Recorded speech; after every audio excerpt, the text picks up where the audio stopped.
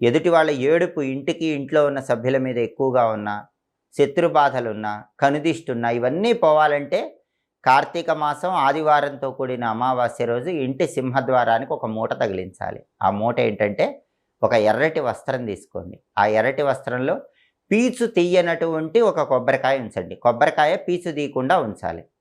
అలాగే గుప్పెడు నవధాన్యాలు ఆ ఎర్రటి వస్త్రంలో ఉంచండి.